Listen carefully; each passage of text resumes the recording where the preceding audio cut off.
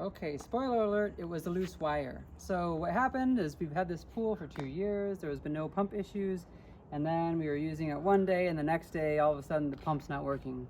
So the question is, what happened? So I'm making this video because I just am addicted to YouTube and you learn a lot of stuff from YouTube. So I just want to put this information out there for anyone else who might have a similar issue. So the main thing that I did was I called Pentair. We still were within our warranty, and they just wanted a picture of the pump serial number and ID number, and they want our warranty emailed to them. So they did that, and they made a work order to go to our local Nevergreen to make a work order to come out here, which was important that they did it because that allowed Nevergreen to charge and not worry about us paying what they said was going to be about a $250 bill for putting a wire in. So initially we came over to the pump. Actually, we came over here to the panel, and in the information button it said VSF1, variable speed pump 1. No communication was there, communication lost. So we came over here to this pump.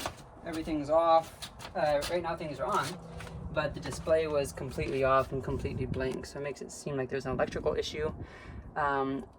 I did end up, despite the scary I'm gonna kill myself warning, taking this off and carefully running a multimeter test on. So using, it should be about 220 volts or 240. So carefully tested these leads so we can actually see what this shows here. So this is actually after it's being fixed, since I didn't get it.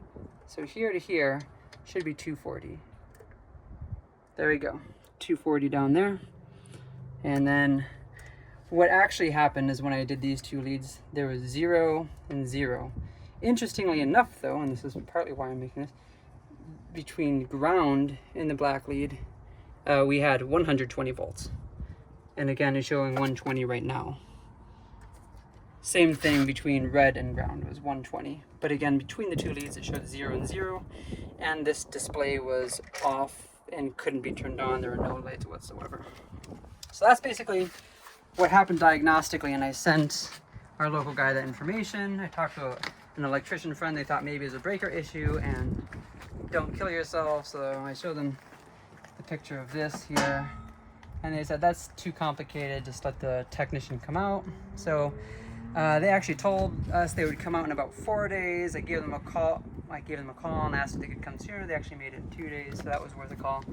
And it all looked fine initially, but this guy came in here and he wiggled these guys around here, and all of a sudden this black wire just came loose from this wire nut. So that was the issue. It was just a loose wire for some reason. He said this is really rare, so this probably isn't going to fix your issue because that was rare. He said it'd be more likely to happen if this were just installed, where the wire might not be loose, but after 2 years for it to randomly fall off, it's kind of weird.